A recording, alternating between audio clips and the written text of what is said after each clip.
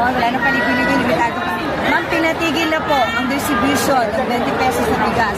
Ano sa tingin niyo naging sunod? Hindi kaya ito dahil sa sinabi niyo nga po na very untimely siya for the, rather, timely for the election. Parang hindi naman siya pangalan sa election. Oh, yes, ma'am. Kaya nga ako nakaitim ngayon, araw na ito sa kampanya namin dahil nalulungkot talaga ako. Nagluluksa ako kasi pinaglalaruan yung mga tao na walang-wala. Pinaglalaruan yung mga mahihirap na hindi lang isang beses, hindi lang dalawa, paulit-ulit na sinasamantala yung desperation, hunger, and poverty sa ating bayan. So yung pagpapatigil, ma'am, sa tingin mo, isa na rin ito doon sa naging sila doon sa sinabi nyo na ginagamit lang ito para sa eleksyon? Malamang, ma'am, kasi hindi nila kaya talaga yan ibigay ng totoo yung 20 pesos ang kilo ng bigas. Kaya nila napatigil yan, kaya nila tinigil yan kasi alam nila na hindi talaga nila kaya ibenta. Sinubukan nila mag-promise na naman ulit na alam nilang hindi nila kaya ibigay.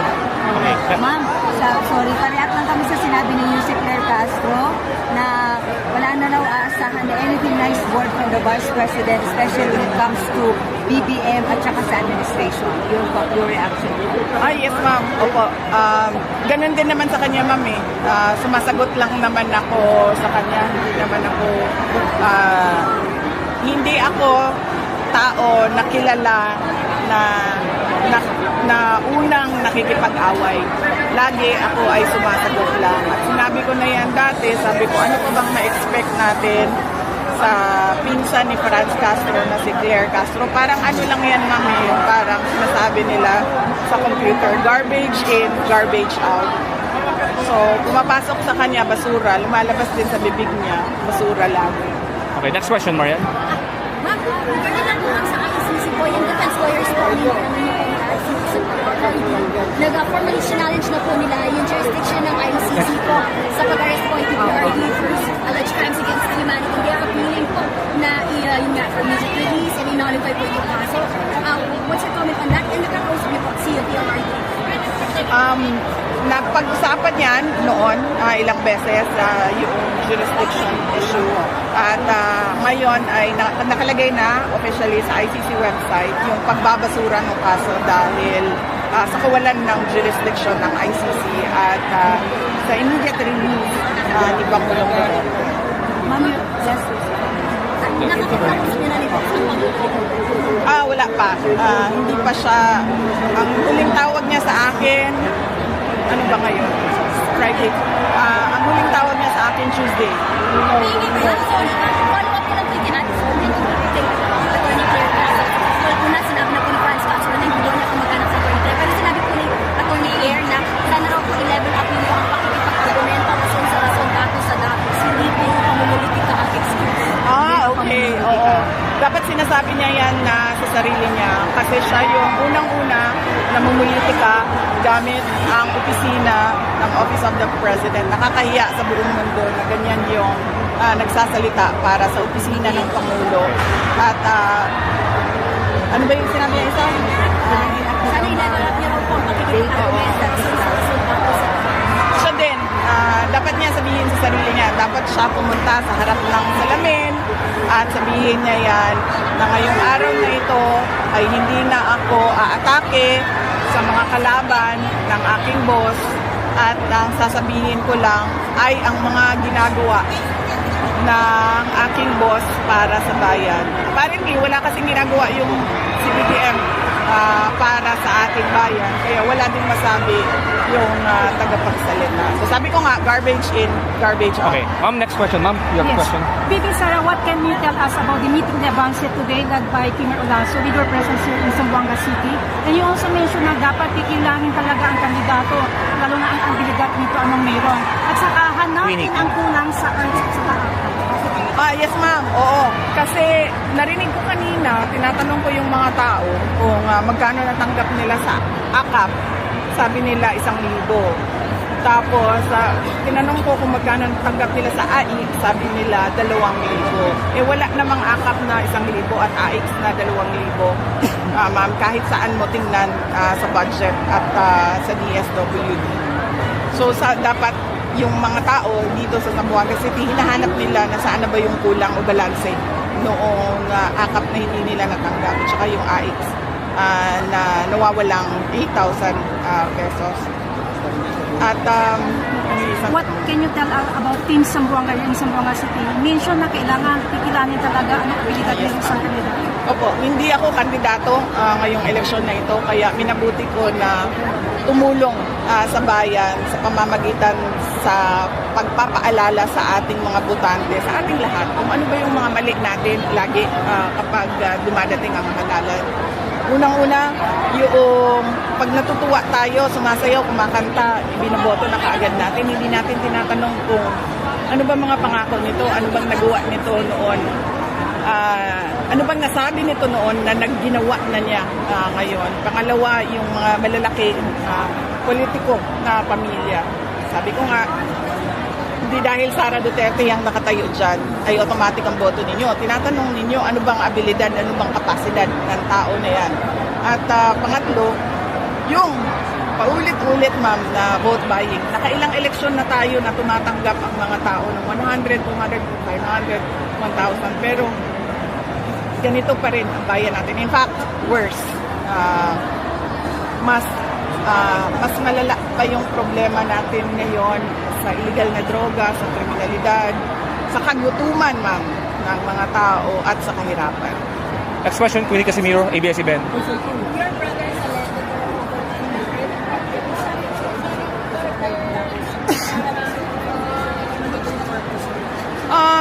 Hindi ko alam, ma'am, kung anong purpose nila. Pwede lang ako manghula kung ano yung purpose nila. Ang purpose nila, ma'am, is maggulo sa election namin sa Davao City.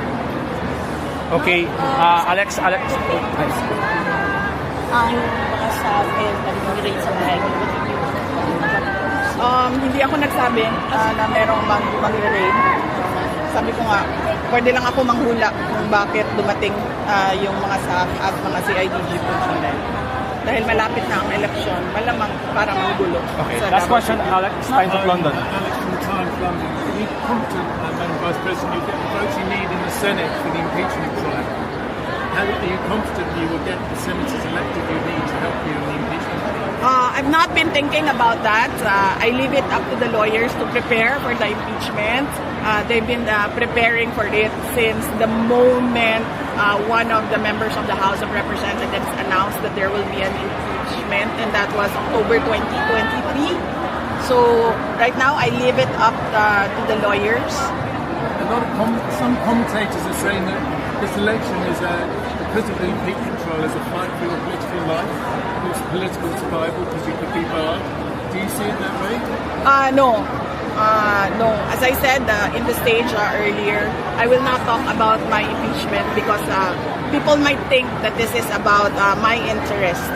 I told them that you just leave the impeachment to me, and I am at peace.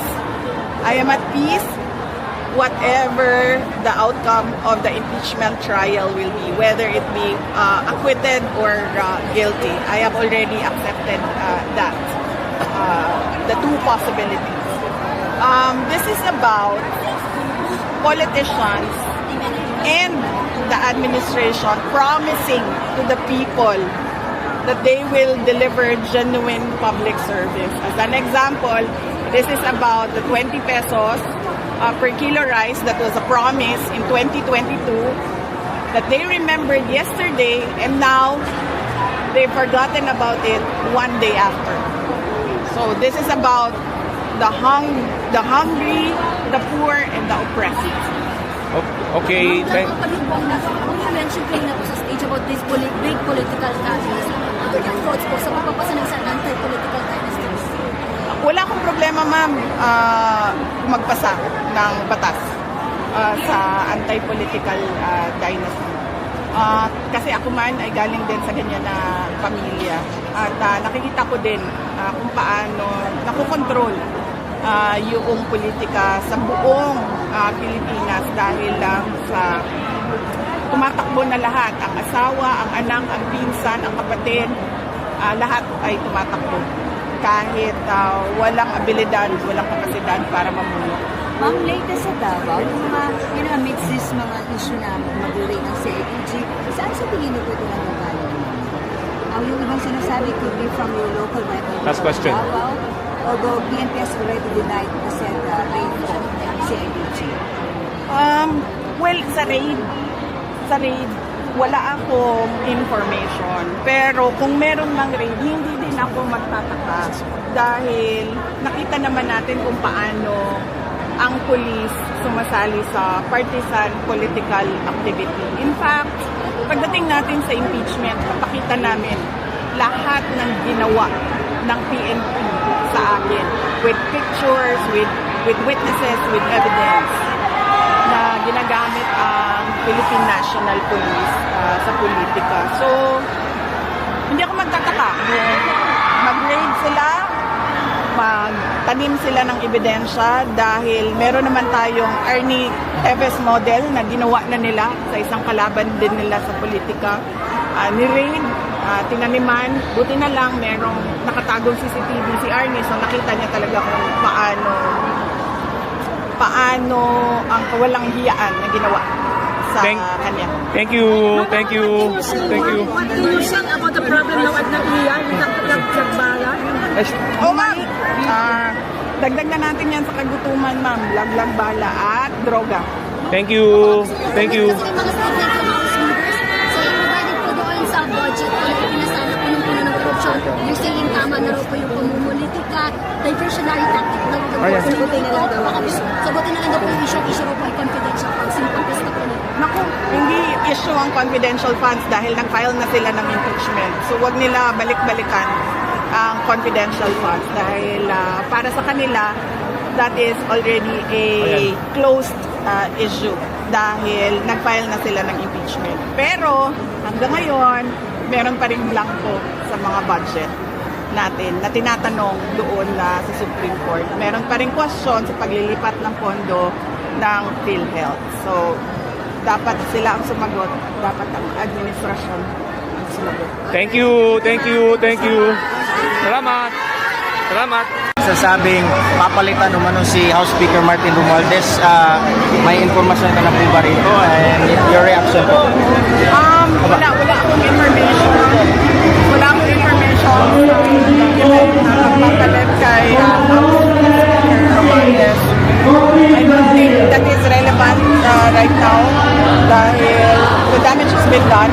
Laki na ng pagkakamali at korupsyon na ginawa nila sa budget natin. So, palitan man natin si House Speaker Romualdez, hindi na natin makabalik yung pera na wala dahil sa korupsyon. Brian, next question. Maybe may preliminary investigation sa NBI sa Maso 99 ng NBI.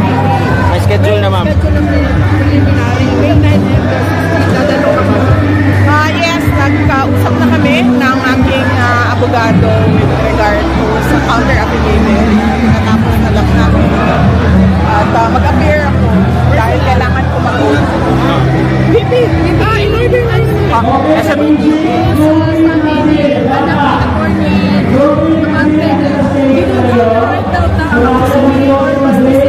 At sirain ang kanyang ama dahil wala naman daw po kayong natulong sa kanyang distrito. Opo. Hindi po ako ang nauna. Una pong sinira ni Abante ang pangalan ko ng walang rason. At baka nakakalimutan nila, isa sa mga extension offices ng Office of the Vice President ay nasa syudad ng Maynila. Nandoon sa isang barangay hall nila. Ang kinikater nun ay ang buong syudad ng Maynila. Extension office yun ng PAG namin o Public Assistance Desk namin sa Office of the Vice President. Last question. Nasa syudad ng Maynila, tinanggalan nila ng budget. Last question, Brian. May investigation may imbestigan ni DBM itong prime water na pagmamayari ng mga bilyar. Sa tingin mo may kinalaman ba ito sa pag-endorse mo kay Camille? Malamang, dahil lahat naman ng galawan ngayon ng administrasyon ay dahil sa politika. So wala na akong nakita na ginawa ng na lang. kapayapaan at kaunlaran ng ating bayan. Kundi lahat ay mag-atake lang sa politika at sa mga taong hindi nila kaya takutin at hindi nila kaya bilhin. Last question.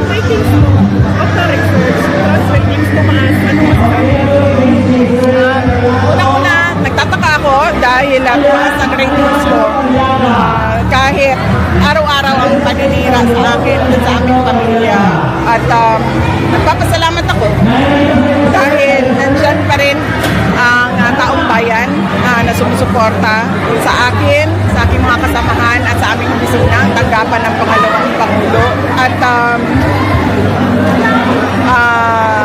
yun. Kailan ka babalik sa Taguig? During my birthday, hindi ko lang alam kung ano yung exact dates dahil wala pa kami nagawa na mga pagbili ng this month, yes. Yung schedule mo sa Mindanao, kailan at saan?